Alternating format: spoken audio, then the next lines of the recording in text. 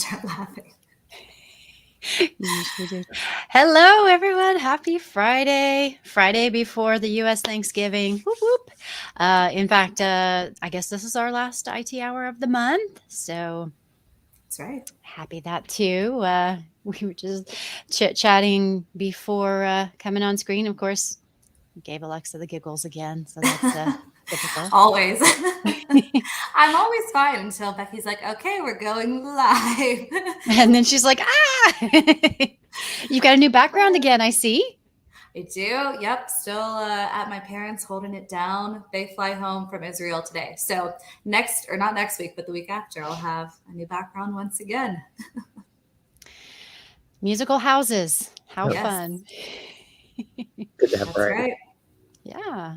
Yeah. And Chase, you are in the office today. And in the office, I'm lone survivor in our Louisville office. We had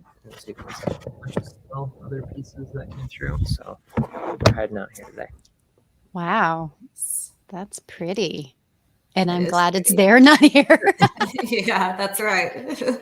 Yeah, it was 28 this morning as I was taking my kiddo to school, and that was frost on the ground and covering everything, and that's enough for me. Same here. Yeah. So you were saying, Alexa, that you saw something? I did. Yeah, I went and saw the new Black Panther last night, so won't give any spoilers away, but it was really good. Did enjoy it. I still have not. I want to, but I have not managed to get out to see it. So I really want to. Kelly is in agreement, yelling, in fact, that it's good. Oh yeah, So yeah, good. yeah. Yeah, I'm really wanting to see it too. And we're debating snow in the comments. Some people want snow. Stuart wants snow. Michael's saying, what a view. That is a nice view. You get to, I guess when there's no one in the office, you can just get the nice window seat and everything. So it's true. Yeah, it's hard to beat. It's nice little frost covered, but it's just part of the adventure out here. So yeah. We I don't know. We're hit or miss on snow in North Carolina. Sometimes we get it, and sometimes we don't. Winter is weird. we have ice storms, which is a whole different level of yeah. planning, where people ransack milk and bread and kind of go hiding for a day. And yeah. Oh, any rumor of a storm at all, there is a rush on the grocery store, and you will walk in and there will just be empty shelves, and it's milk and bread. And we're still trying to figure out whether they're making milk sandwiches or French toast. Because Hopefully French toast. Because it's milk and bread. It's like, why? Yeah, what are you going to do with those? Why those two things? Now, for my household, I buy a lot of milk anyway. I mean, let's face it, I have a teenager and an almost teenager, so we're talking 6 gallons a week. It's a lot. And then my kids eat a lot of toast. So yeah, I do actually go through a lot of that. So for me, it's like, I need to get it before it's sold out because everybody else is making a run on it. But so maybe that's maybe everybody does actually eat toast. I don't know. And sandwiches, maybe because now if the electricity goes out, the bread is good because you make sandwiches, but the milk, it wouldn't be my first choice. I'll put it that way. Yeah. Oh yes, TP, Rob, you are right. There's usually a run on TP as well. I guess people think they're going to go more when it's snowing.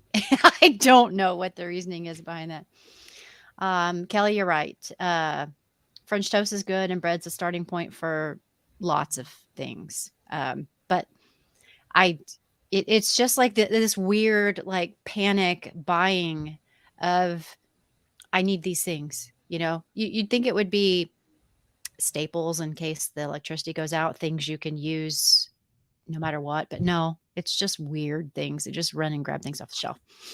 Same thing in the pandemic, panic buying, right? Grilled cheese and tomato soup. I like that when it's cold out. It's really good stuff. Okay.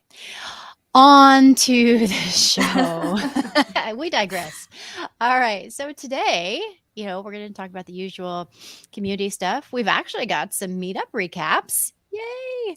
And then we will talk. There's a couple things in the product, and then we will jump into our IT Trends report. It just came out yesterday, and we've got a lot of good stuff. And we'll be asking your opinion as well. I don't know what y'all think, but we are going to ask you and find out if you agree or disagree with what we are seeing in the report. So, first things first, community. It's been busy over there. Felix has a question about Dynatrace SSO and could use some help if you are familiar with that at all. So, go jump over there and maybe help them answer that question. And Stephen, friend of the show, loyal viewer, well, most of the time. Don't throw anything at me, Stephen. He wants your input on username schemas for employees, like how you set up your usernames for your employees. So go over there and chime in on that. Sean Song, one of our peeps, added a script for automatically adding a system to a system group according to physical location. Say that 5 times fast and see how you do. But that's a really interesting script, and that was prompted by a question from one of our colleagues. And Chris Tate is still hard at work on his MSP series, and this week it is about onboarding clients. So make sure you check that out. He's continuing with that, and he's got some good stuff in there. And with that, Alexa, how are meetups going? Meetups are great. So yeah, we had a really fun week this week with 2 meetups for our Raleigh and DC groups. Both had really great turnouts. In Raleigh, they had 10 people show up, which is amazing. They had to switch tables because they had more people show up than they expected. But yeah, Becky sent some really great photos in, which I'll put those in the show notes so you all can check it out. But looked like they had a great time. Tom came down from DC to join them. And yeah, they just got together and talked about what's going on in the industry, in their lives. And yeah, Becky, I mean, do you want to add anything to, because you were at the Raleigh one? Oh yeah, I was. No, just kidding. Oh, Yeah, no, it was a great time, and I was pleasantly surprised because it was cold and rainy and kind of yucky, and yet people came out anyway. And yeah, it was a great kind of getting to know you session because a lot of the people hadn't met each other for the first time. There were a couple of people that knew each other, and some of the folks knew Tom, so that was nice. And we had a couple of Gem Cloudians show up as well, and we had a really great time. We just sat around and had a few drinks and some food, and just talk shop about a little bit of everything around security and just IT in general, seeing what everybody's doing, what everybody's working on. And it was just really great and casual. The food was awesome. So thank you for picking out Y Hill. I double checked with a few friends who are familiar with it, and they said, oh yeah, it's a good place. And they were right. It really was. And so highly enjoyed it. And everybody's like, yeah, let's do this again.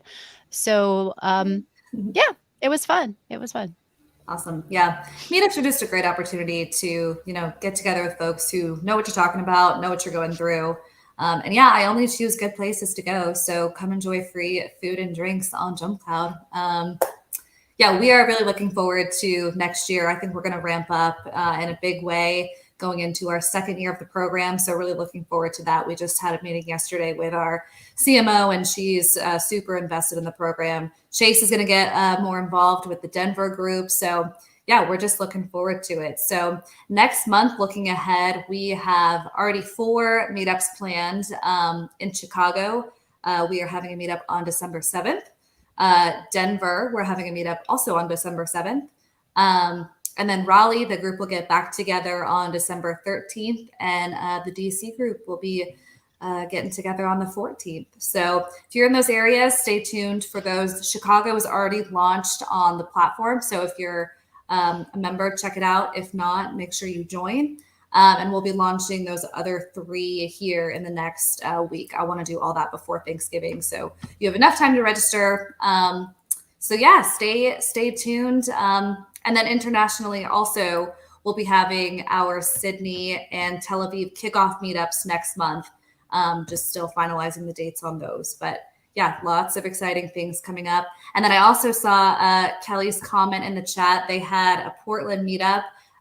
Kelly, next time you guys are planning one, let me know because we will definitely sponsor. That is awesome. I'm so glad you guys did that and had a great time. It's just so exciting to see that kind of taking off. So yeah, it's a fun time. Yeah, glad that you got people out and about. That's kind of been a little bit of a thing where we're trying to get people out of their house caves. I'm guilty. I am totally guilty. I get home and I don't want to go anywhere, but we're working on that. We want to get people together and let them have a little bit of fun. Yeah. So, all right, product release. Oh, go ahead, Chase. I was just saying, it's good to see humans. So every now and then, get out here. Once in a while. Yeah. I mean, I kind of go back and forth because sometimes it's a little too people-y out there. And then other times I'm like, yeah, I need to talk to actual people and not just a screen. So there's a little bit of both. So in product news, a couple of things. You may have already seen this on the community from Tom, but if you did not, we have a note about enforcing minor updates on Mac OS with MDM commands. So as of Wednesday, at the end of a grace period for a minor update, we will send the command to download and safely apply the updated operating system to the device. JumpCloud will now complete the loop to catch the last of those users whose muscle memory has taken hold when dismissing your update request. The user will now receive a notification that a new update was requested to be installed by an administrator. Users on Mac OS 12 Monterey or Mac OS 13 Ventura will be allowed one chance to postpone the update by a day. Beginning early next year, a revamped automatic OS updates and upgrades policy will allow you to choose the update behavior, including the use of install force restart. And I think there will be more coming along those lines after that. So stay tuned for more details. There is a post on the community detailing that from Tom. And one more thing that is coming up shortly, what's new is going to be in the menu. So previously, you'd only see new items if you clicked into resources and looked for what's new and, had to dig around for it. But we're now making that front and center. And it'll also have a little ticker to show you how many, a little number next to show you how many new items are waiting for your review. So this is undergoing a gradual rollout. So there's only about 5% of people are seeing it right now. And it's just going to undergo gradual a few at a time, but it should roll out over the next few days. So keep an eye out for that, and it should be there soon. And I believe they are planning even more enhancements like some RSS feeds and things coming after that. So really cool. And we've got some screenshots that I can that we're going to put in the community, so you'll see what to expect. But that is coming. Rob saying, I can force push a point update outside of the normal rota without using Monkey. I believe so, Rob. Tom can confirm that. You can ask that on his thread just to make sure. Yeah, so that is it for now on what I have for product updates. And with that, we are going to jump into the just released as of yesterday SME IT Trends report. There's some really interesting stuff coming out of this, and Chase has put together a deck on this. And yeah, I know we're usually low PowerPoint here, but it's just going to be like just some high points of the report, and we're going to chat about it. And y'all are welcome to chime in the chat and ask questions or give your thoughts on stuff. I'll be keeping an eye on it while Chase is sharing. And let's talk through some of this and see what interesting things have come up. Yeah, that sounds great. Yeah, and as mentioned, like we'll just do the too long didn't read kind of big show. So let's Definitely the TLDR version.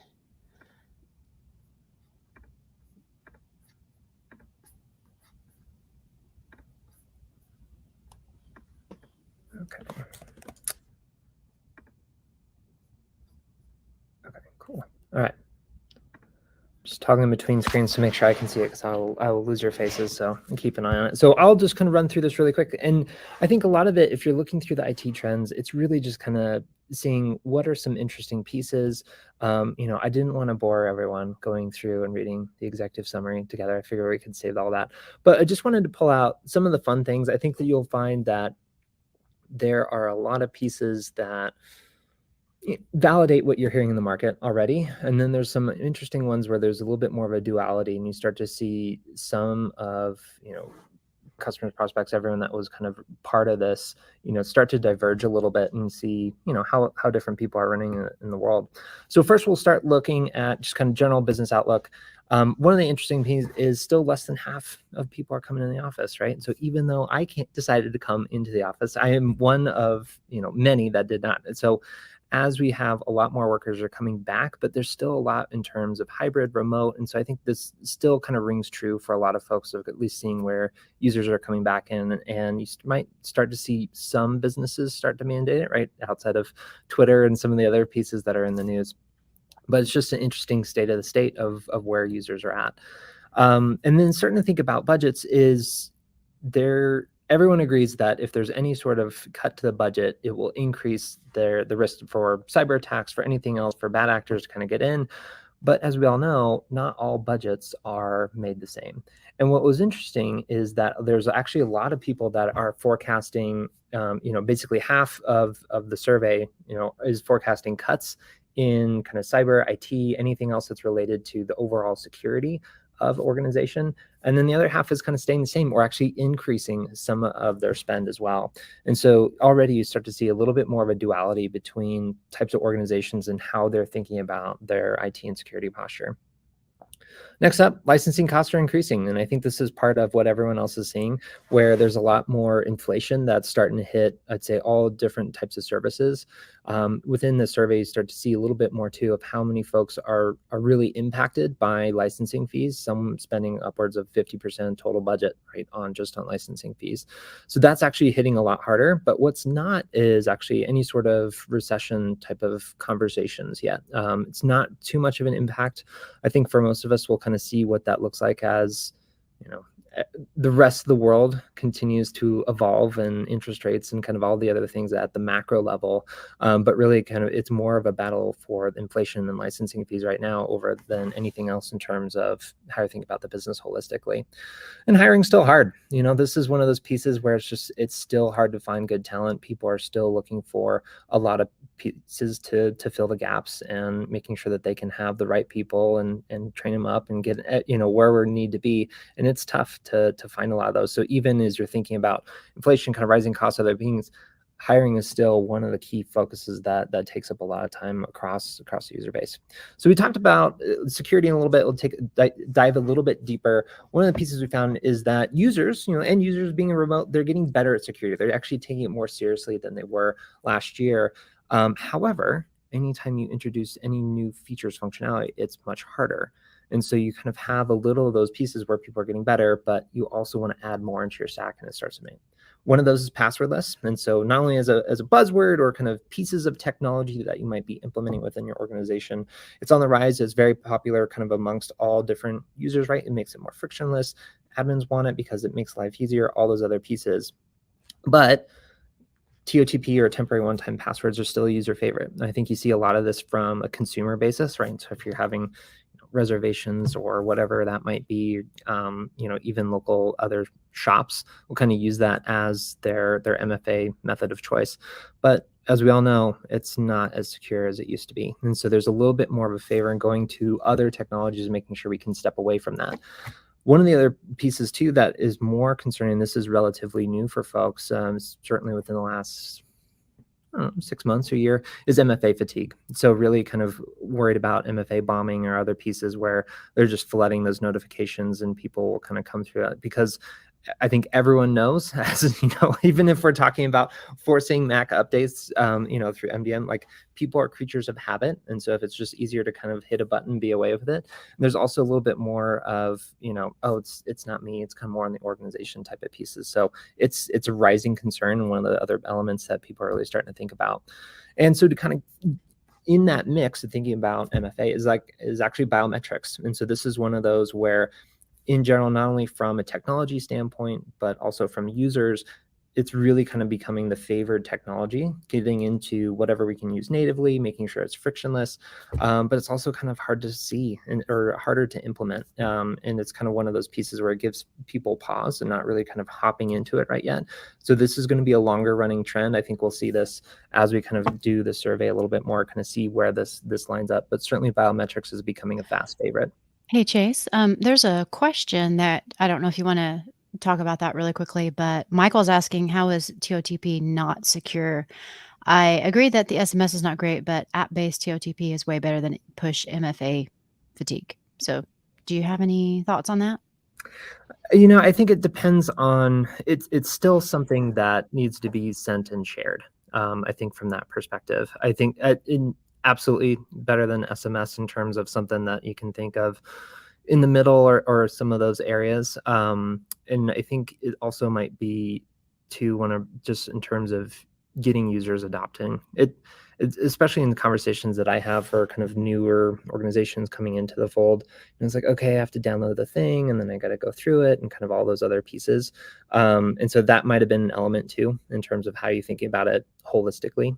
But in general, I think it's still widely used. I mean, it's one of those pieces that we're still implementing across the platform for Jump Cloud. So we came out with TOTP for our LDAP, right? Because as a backup, and it's kind of one of those pieces in addition to Jump Cloud push.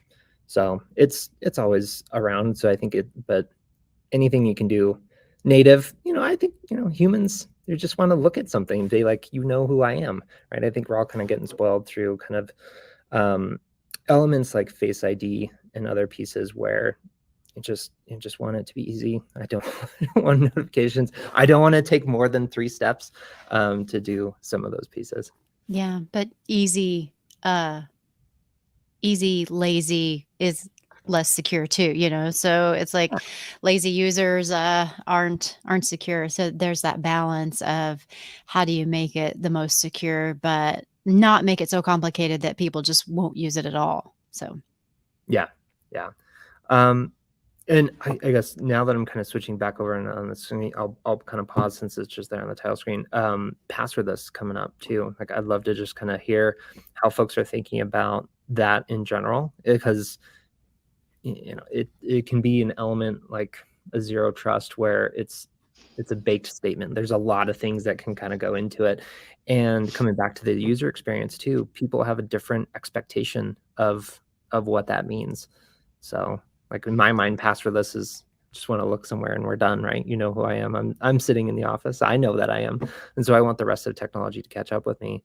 And then other instances, it's using less passwords, right? And so kind of carrying through those authentication or kind of whatever you're looking to federate into and making it easier, right? Even though that there's ultimately maybe 1 or 2 passwords or something like that that's kind of controlling some things. yeah, we're seeing in the chat passwordless.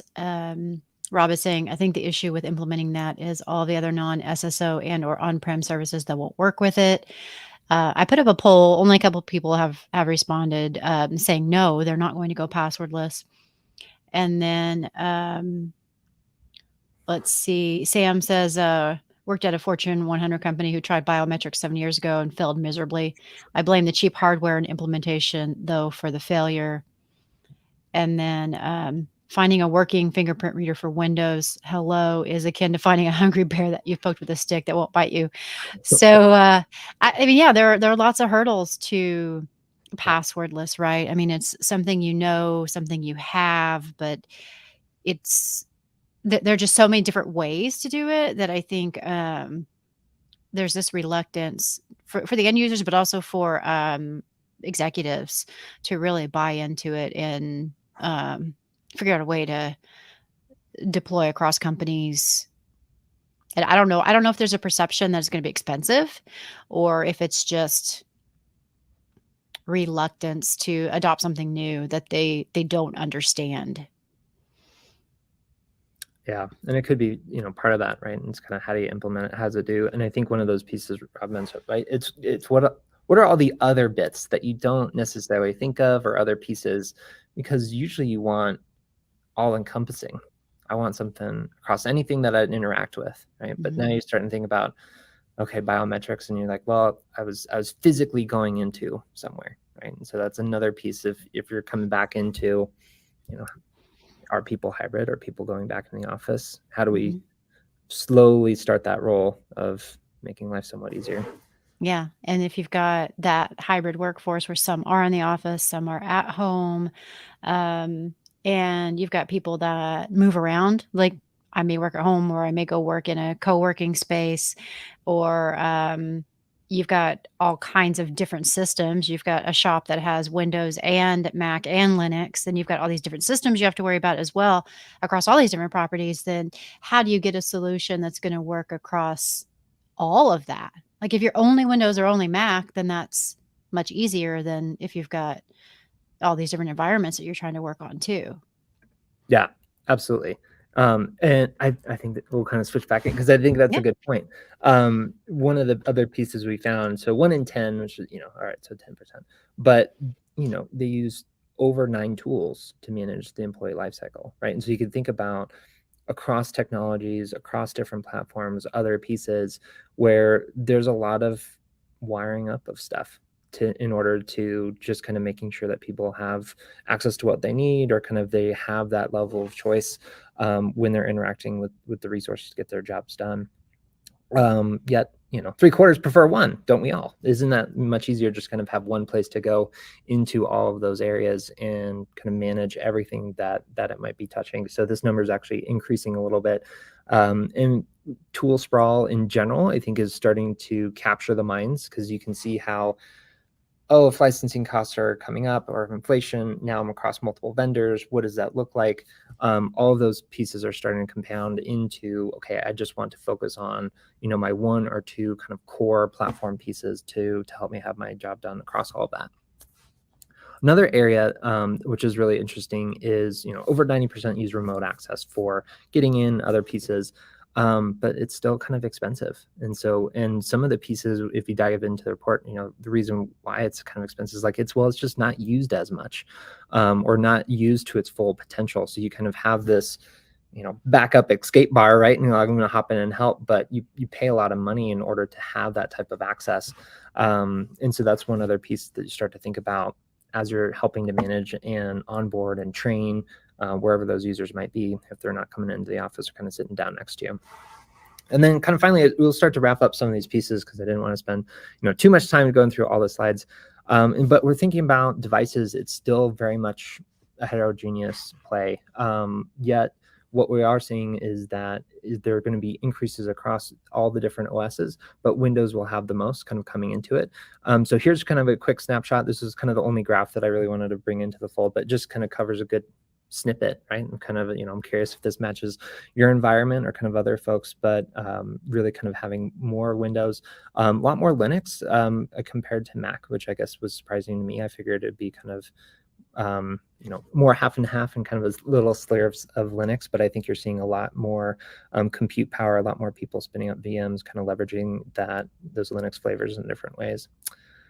And then we will kind of switch real quick. Actually, let me pause there and run through comments real quick.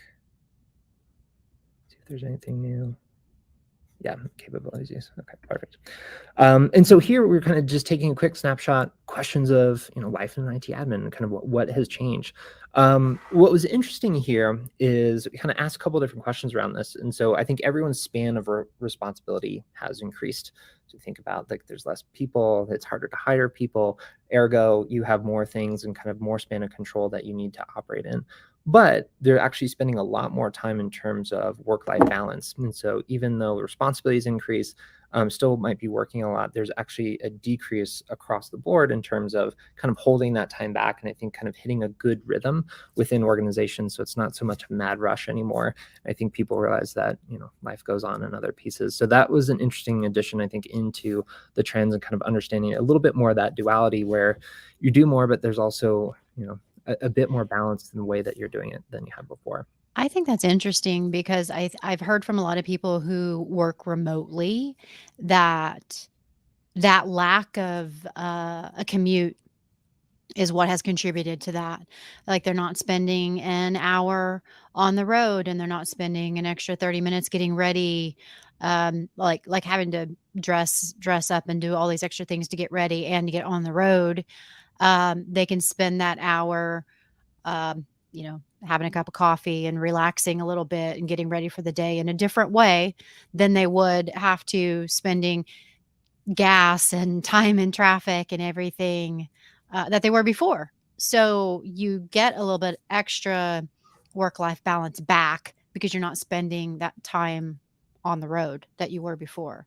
And I've heard that from quite a few people who have been fortunate enough to go from working in an office to working remotely. Yeah, yeah, I would agree. I'd say other quick anecdotes real quick on that topic is just, I think people are getting used to the idea of holistic work and kind of holistic life, right? And so you're kind of chunking out different pieces and you're seeing it more together, right? I think there's certainly times, Monday through Friday, I will expect more emails and Slacks compared to the weekend. However, if you think about your time in totality, you might be more apt to take, okay, Tuesday afternoon, I want to spend some time doing on this. It might be a little bit more personal, but we'll catch up maybe on the week, right? Because I'm blending all that time. And then especially too, if you start to have a little bit more snow out, you spend a lot more time in your house just in general. And so it all starts to blend together. And so I think over time, people have gotten a little bit more used to pulling that card and knowing that they can come back into it.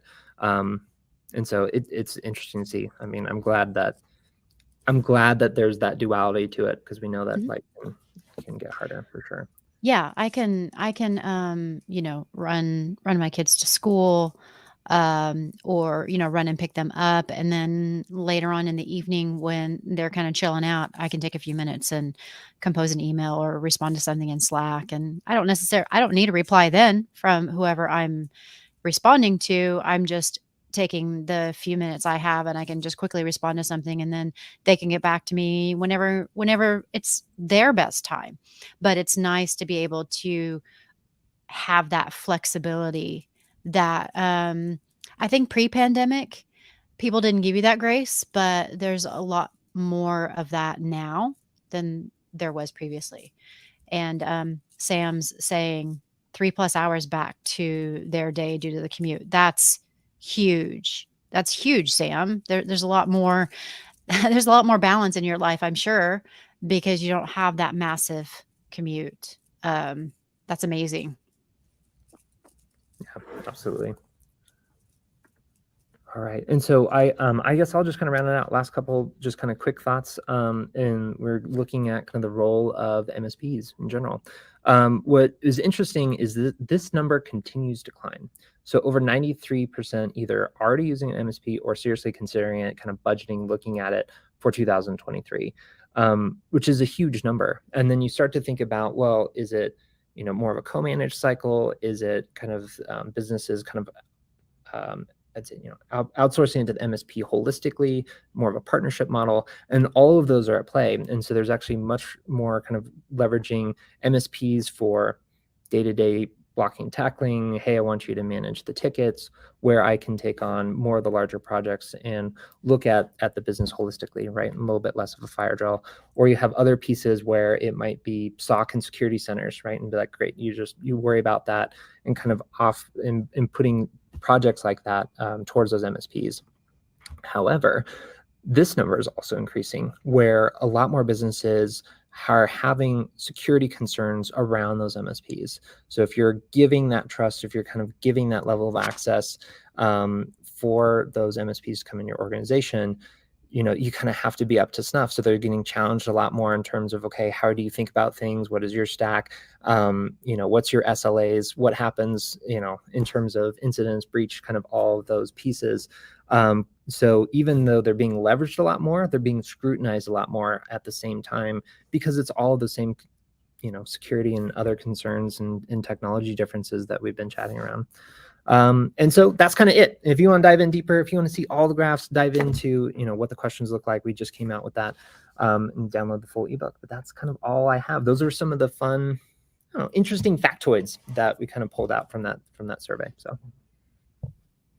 Wow. It's a lot. What I'm actually surprised about is the the part about that many people considering MSPs. That was It's a farming huge out. and I think part of it is the reasons why, or kind of how they select in it. And I think in general, the MSP's business model, it's not as much of an all or nothing. I'm sure there's still plenty of that. But you're seeing a lot more co-managed environments. You're seeing a lot more specialty in terms of, I just want help desk. I just want security.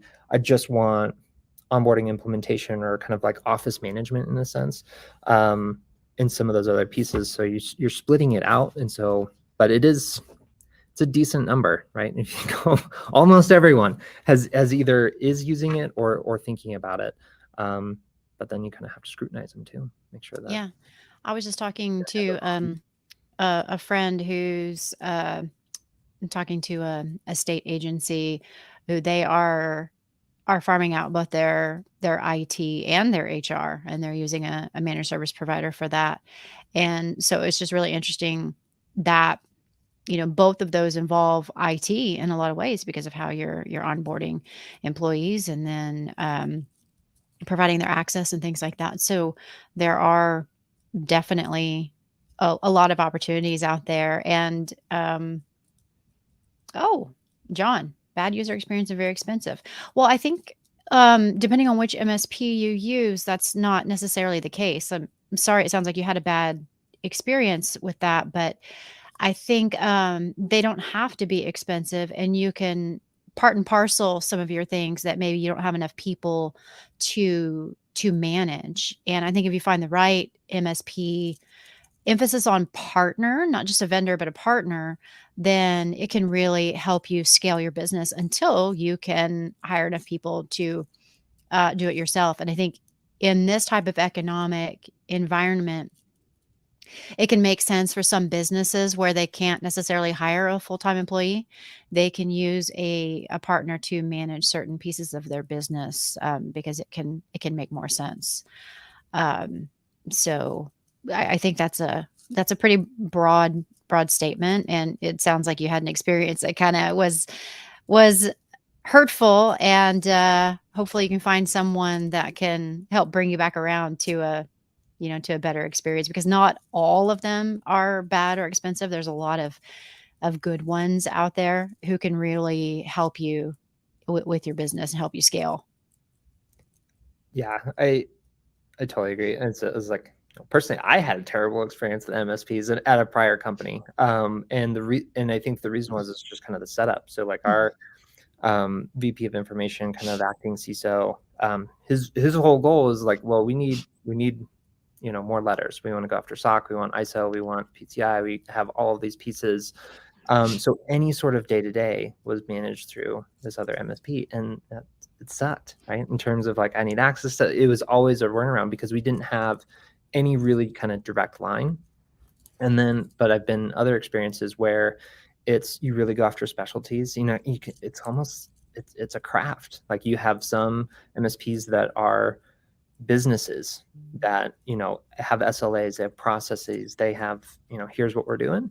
And then you have other folks who just happen to be a friend up the street, and we've been in tech for a while, and I can take apart a computer and I'll get there when I get there. And so it really kind of comes into how you want to leverage and when, especially as you start to think about where you are within your organization, where you're growing to. Yeah, I mean, it runs a gamut from really small ones who have really personalized service to huge ones who it's impersonal, and it can be difficult to get the support you need. But I think, you know, asking people what their experiences are and getting referrals is a really big deal. Don't go in blind. Ask for references, and ask other people's experiences to find out how they do business. Like if you're a really small business, you aren't going to have the money for a red team or a purple team or anything like that for security. You are going to have to, if you have to go through an audit and do any sort of pen testing to get some certifications that you need, you're going to almost always have to hire someone to do that for you. So there you go. There's a provider where you're going to have to farm something out. So Finding the right partners can be critically important. And there's a ton of them out there. So I think if you just do a lot of looking, you can find the right ones. Yeah, absolutely. And I agree with Kelly's comment too. Like, trust goes both ways, right? If I don't have keys, then I can't let you in. That's how life goes. Yeah. So, Yeah. And Nathan says, just like anything, there can be both good and bad. There can be good and bad MSPs, and you can have internal IT departments that can be good or bad as well. So it's about relationships. It's about building that relationship with the MSP to where you both trust each other, to where you can have that partnership. If you hold them at arm's length and treat them like a vendor, then it's just going to be a transactional relationship, and it's going to be really tough to do what you need to do. But if you really pull them in as a partner and start to build things together, I think that can make a huge difference. A buddy of mine is always emphasizing the vendor versus partner relationship, because there's a big difference in how you treat them and how they treat you. And if you can build a relationship with someone and get them to understand that this is part of your business and they are part of your business, that can really go a long way. And if they don't act like that, then find another one. Like absolutely, if they're not going to be a true partner, then find another one. yeah, I think that's the other piece is, personalities, expectations, and priorities. They all change from person to person. So some Mhm. might be with you, and others you might be top 5 at best. So Yeah. well, Brett saying, I suspect that some IT departments don't want an MSP to reveal the in-house team doesn't know stuff. And that's too bad. I mean, what you really want is supplemental knowledge and hopefully to level up your team, rather than it to be uh, an IT team worried about, like, it's okay to not know things, and for your IT team to be scared about revealing what they don't know. That sounds like maybe they talked themselves up a little bit more than they should have, and said they had something they didn't. And I think that's a hard conversation to have, where it's like, I'd rather you tell me that you don't know something so we can help get you those skills, mhm. than to say, oh yeah, I can do that, and then you're scrambling to actually figure out how to do it, and then maybe you do it incorrectly, and that can be a a huge thing where you have a problem. Um, Kelly's saying, I've never heard it quantified that way, vendor versus partner. That explains a lot. Yeah, tons of relationships. Well, John, we're glad to have you. We are very glad to have you. Um, so let's see what Rob's saying here. Old company decided to migrate a subsidiary to a support tree. The training consisted of mostly 2 texts from that subsidiary saying, send the ticket to us. You don't have access. Ooh. Yeah, that's not a very good handover, is it, Rob? Ben Garrison commented, what? Wait a minute. Hey, Ben, good to see you. Let's normalize managed service partner versus managed service provider. Hey, that's a good idea. I like that. Yeah. Nathan, if those types of insecurities are driving decisions, then the organization should have some bigger concerns. Absolutely. Yeah. I mean, that should not be a driver at all. It shouldn't be insecurities driving decisions. It should be, what does the business need?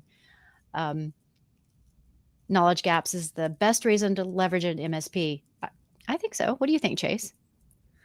I think so. I think hearing some of the comments, I can see it both ways, right? Where you as an organization say, hey, we're going to bring in an MSP. If it feels like that, the team can be like, what? Or are we not good enough? Like, what are they going to do? They have to come in, like, kind of have it be some of those pieces. But I think if you have it from an organizational objective level, here's what we need to do, right? Pen tests, we need to go after these areas. Here's all the workload that we have, and here's the team that we have, right? Then it becomes, okay, let's either divide and conquer, let's be in it together, let's kind of leverage some of those pieces. And that is, I think, one of the pieces that we'll go through within the survey. It dives a little bit deeper of kind of choices, why people pick MSPs and other elements. And that's certainly one of them, where it's, hey, I want to buy your expertise, right? Sure, you can help out for a little bit, but my hope is working with you, MSP person, is that you are bringing in other trends that you're seeing across multiple other clients or other pieces, more different technologies that we don't have access to, whatever that might be. So that way you're essentially having that influence bring into your organization. Hopefully it's best practices. Hopefully it's more workarounds. Hopefully it's other pieces to automate some of those elements, or, hey, did you think about like this? Or if you approach it from this way, just like you would have kind of, I think one of the better modes here is probably like a player coach, right? So someone who can kind of, hey, here's the objective, right, that we want to get to. Here's where the organization needs us to be. But for this week, here's our focus, right? And it might be, let's just make onboarding 20 minutes faster. You can start with little milestones like that. And then hopefully there's a rolling thunder where it feels like more of a partnership, feels like someone's kind of coming into this. But I think that's the hope and the dream. Yeah. So Ben had another interesting comment about MSPs have an interesting perspective from a cyber insurance standpoint. With the security risk landscape being so volatile, you need someone that can help. We've been having an internal discussion a little bit about MSPs and insurance and things like that, because that has become a big thing, right? Insurance companies are requiring cyber insurance for MSPs a lot of the time, and because that's becoming more of a risk, breaches, ransomware, all these things. And so we're actually talking about doing some posts around that soon, around what MSPs need to do. And I've got some friends in this insurance industry that I'm asking to write about that from their perspective. Like, what are they looking for, and what do you need to know when you are getting insurance, so that you know what the insurance companies are looking for. Like, what do you need to have? You need to have your ducks in a row. What are those, so that you're more insurable? Because I think that's an important thing to think about when you're trying to get coverage, because there's so much going on out there, and it keeps changing every day. Like, every time I'm going through the headlines, I'm seeing healthcare companies had a breach, and they're getting targeted with ransomware and things. And that is something that in IT, security is such a big deal, and it has changed so much in the last 10 years as to everything you have to keep up on and keep educated on. And that's a big deal. So I think we're going to try to find some content around that and get that out for y'all, so you can keep up to date on what you need to do and what you need to be thinking about. Kelly's saying that they do security talks for their clients, and their experience is orders of magnitude deeper due to the variety of clients. I think that's great, Kelly. And a lot of providers won't touch MSP tech unless the MSP requires that the client to have cyber insurance. Yeah. So I think it goes both way. Translating that form into English would be awesome. Fill them out, and some of the questions are confusing, wrong, worded badly. Okay, well, Alexa, can you capture that real quick? I think that's great, Kelly, because I have some friends who actually do insurance coverage, and so they can kind of speak to that. With no selling, I will make sure that they're not trying to sell anything, but they're just giving informational advice on what you need to know and how you need to approach it, so you know what you're getting into and why you need this coverage. You need to protect yourselves, and they can help kind of translate that for everyone. So we will start working on that. And we got about 10 more minutes. I only had a couple of, actually, I think I only pulled just one headline that I thought was interesting, because we were super busy this week. I think this is kind of cool. Google Maps is coming up with a augmented reality live view search for iOS. And this is kind of neat, because I will admit that occasionally I can be directionally challenged. If you tell me go up the street to the Dunkin' Donuts and turn right, I can do it. But if you tell me go west 3 miles, then turn north, I'm going to have trouble with that. But if you give me landmarks, I can do it, no problem. So this augmented reality, you can use live view, open up maps and tap the camera icon in the search bar and see what's around you, like shops and banks and things like that. And it'll provide AR powered directions and arrows and give you an idea of how far a location is from you and how you can get there. I love that because sometimes when you're looking at the Google, I use Google Maps on my phone because I'm not a big fan of Apple Maps. When I'm looking at it from above, it's like, okay, I'm inside a building. Which door do I need to go out of? And do I need to turn left or right? So I think that augmented thing would be super helpful. They're getting ready to launch it and it'll be rolling out in London, LA, New York, Paris, San Francisco, and Tokyo starting next week. And I'm kind of looking forward to seeing how that's going to go there and then maybe roll it into other cities. What do you think? I mean, I think especially for Raleigh, right? Because it's tough because you have a lot of trees. You turn around and you're not sure where to go. We're a little bit more spoiled in Colorado because you already have the mountains out west, and that's kind of, it serves as your milestone. But I think that's Well, helpful in terms of just guiding folks, especially when you're traveling, and you don't yeah, and you don't know the city very you well. know, kind of look like a tourist. You're like, okay, let me just guide around here. So Yeah, you're staring down at your phone. You're like, and what's really funny here is there are a couple of local towns who have such strict um, guidelines around what like city ordinances that buildings can only be so tall and they make them plant trees in front of the places and they actually have to have certain colors. So Cary is the city next door or town next door. Everything's brown. They can't have signs above a certain height. So even things that you would normally recognize like McDonald's and Walmart because of their colors, their signs are brown. They'll have a little bitty icon that's the normal colors, but their signage, everything is all the same. So you can't even recognize them with the normal things that you would. There's no tall signs where you can see them above the trees. They're just the little signs right by the road.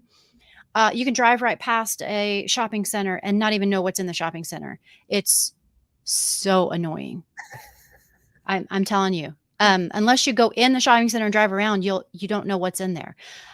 So something like this where it would tell me, yeah, go over here. That's where the thing you want is. I think I would look forward to it. And in downtown where I have absolutely no idea where anything is because I never go downtown because of the parking, except for Tuesday night when I went down there and had quite an adventure because somewhere along the way I got something punctured my tire and I had a flat tire, came out and had to change my tire in the cold and rain.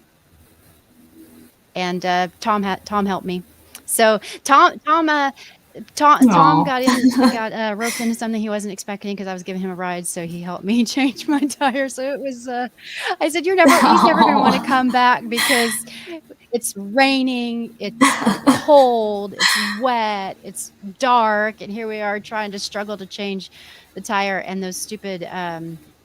You know how the jacks that come with cars are. I have a van, but they're tiny and they're two-piece and they're never easy to use, you know? And it was an exercise in frustration, but we got it done. And then I got to drive home on my little donut wheel. Luckily it had air in it because I had that happen several years ago where I went to pull my tire out and it was flat. So my spare was flat and that was a joy. That's a story for another time. But we made it. We got it home. We got Tom back to his hotel, and he made it home the next day, and in time for the second meetup. So it was all good. But I'm telling you, it was a nutty time. But we still had a good time at the meetup. So all's well that ends well. That's right. It's still one of those universal tests of character and might that everyone kind of experiences, no matter where you are, what you're doing. Right? So they're testing me. Kelly's saying you head up to Old Man Richardson's and take a right. When you get to that where the truck jackknife last winter, take a left. I've gotten similar directions, back home in Missouri, and occasionally here they'll be like, well, you remember the old such and such store that used to be there, and then it changed to something else, and now it's a Wendy's. I've only lived here 5 years. I have no idea what you're talking about. Can you just tell me what it is now? It's the Wendy's, the little brown sign that you can't see. It's yeah. Oh yeah. Now it's the Wegmans. Oh, okay. Thanks. Now I can find it. Navigated by porta potty locations. No, I've never had that, but I've had, that corner that goes around the old Simpsons place where it used to be called Dead Man's Curve, and now it's not because they straightened it out. And I've had that. Driving test included questions about navigating around combines and such.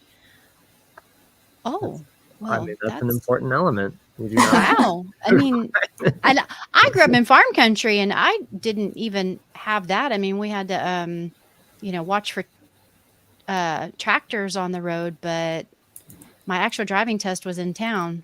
So, wow, Kelly, you win. Now it's just called dead straight. Go up to the Wegmans farm, park behind the green, not the blue one. Rob, I almost read that out loud. I tell you what, I'm going to have to watch you. Got to keep an eye on you. Eastern Oregon, it's pretty aggressively rural out there. I thought where I grew up in Missouri was aggressively rural, but no. With only 400 people in my hometown and 29 people in my graduating class, but nope. We have combines, but not in the road, just in the farmland, which all of our roads go around. So that's why they're all so weirdly laid out, because the roads were laid out around people's property. So instead of it being laid out on a grid, it's around, different pieces of land, because they didn't necessarily like take people's, well, they would occasionally if they really needed to, but for the most part, it was just like going around people's big pieces of property.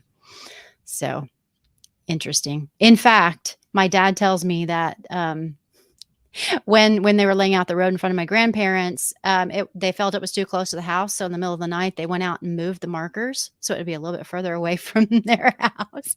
And that's how they kept the highway from being too close to their house. It's brilliant. Yeah. And totally believable. Yeah. Especially. And now we'll see if my dad's actually watching this one this time, because I'll get a call or a text if they actually watched it this time. So we'll see. Keep us posted. Yeah, I will. All right. And with that, we are out of time. Thank you all for joining us. It's good to see everybody today. And as we said earlier, we will not be here next week. We will be out giving thanks, and we will see you. Oh my goodness, we will see you in December. It's already going to be December. So if you're in the U.S. and you celebrate Thanksgiving, enjoy and have a good holiday. And we will see you again soon. Thanks for joining us. Have a good weekend. Bye. Bye. Bye, everybody.